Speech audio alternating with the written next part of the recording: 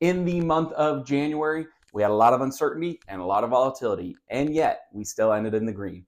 So your S&P 500, NASDAQ, Dow Jones, Russell 2000, all was up and to the right. One of the biggest reasons is the continued optimism around the inauguration of Donald Trump and the deregulation or easing that he might bring into. It's still to be seen. One notable thing that you guys might have heard in the media, there is an AI platform called DeepSeek that kind of upended a couple of things within the tech world. Now, there's still a lot to unravel, but it essentially was an open source LLM that might rival a USA-based chat GPT or Gemini, and could do so significantly cheaper than what's currently out there. So that caused a lot of ripples within the market, especially for NVIDIA as a company that lost 17% in one day, which was the most, and the market value lost was the most ever lost by one company in one day. So that's one thing to note. I want to take you guys through 2025 now and paint a bit of a bull case and a bear case. So when we're talking about the market and we're talking about a bull, we believe we are more optimistic, and we believe that there are reasons to believe the market will go up. If we are a bear, we are more pessimistic, or some might say even realistic at some points. We think that there are reasons that the market has a better chance at going down. So I want to walk you guys through this, and then we're going to have a couple points at the end. So bull case number one for 2025 would be economic growth.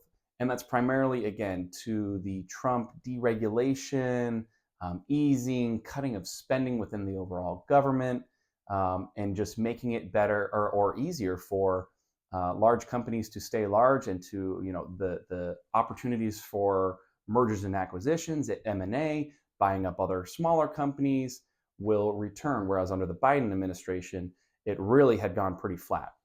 Number two is technological advancements. And this is still the kind of AI story that we've had from the past 2 years, but really us as a firm, we think that there's still room to run here. And we believe that if it is a continued good year, this will probably be a large sector and a large reason why.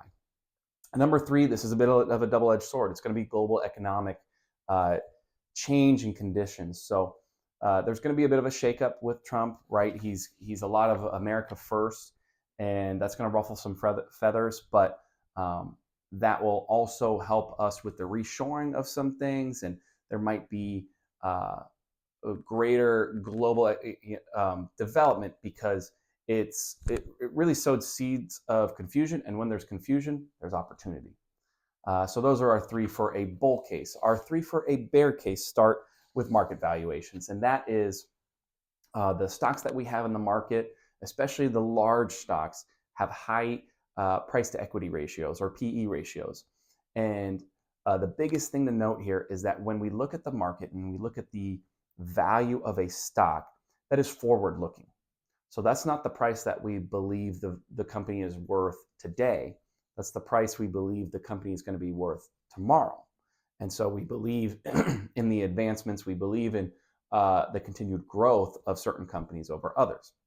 Well, right now, historically speaking, they are high. And generally, when they are as high as they are right now, there is a greater chance of corrections and recessions and market drops.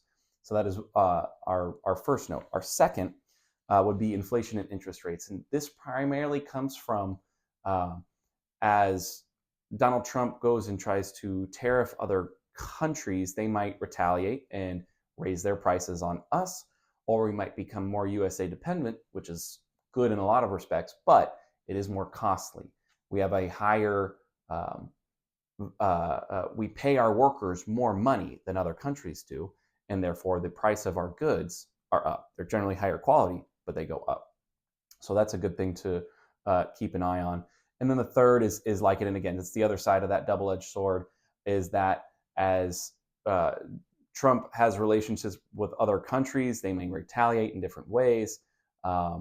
There's just going to be more global tension as we remove some ties from China or a Russia or an Iran. Um, so that's a big thing to watch, and having some prescience, if we would, that the fact that I'm doing this video a couple of days into February, we've seen these tariffs come to fruition. Uh, Now, I will also say Trump backed off uh, from the inception, backed off some numbers, and even has now, just days after, delayed possible tariffs. But the market is not factoring in a lot of what Trump said along the campaign trail, and that's going to be a large thing to watch. Is Trump seems to be staying true to his word and trying to, at the very least, accomplish or start changing things up within the government, and that will cause a massive shakeout. Again, one other note, with the Doge, with cutting jobs and those sorts of things, there was a bit of an economic boom from people having more jobs. So that unemployment is going to continue to be very important to watch. Now, are you a bull? Are you a bear for this year? The advice kind of remains the same, is that we are long-term investors. We are primarily more buy and hold investors. And there's two sides of the coin here. So number one, things right now, when they are overvalued, again, going back to those PE ratios, people tend to get frothier. They tend to try to time the market more. They tend to try to be almost like day traders, and there becomes a sexiness about that. So you're going to hear stories about people getting rich quick. You're going to hear, people that you might know who are up thousands of percent in a individual stock, and it may cause you to try to chase that. Let's not do that.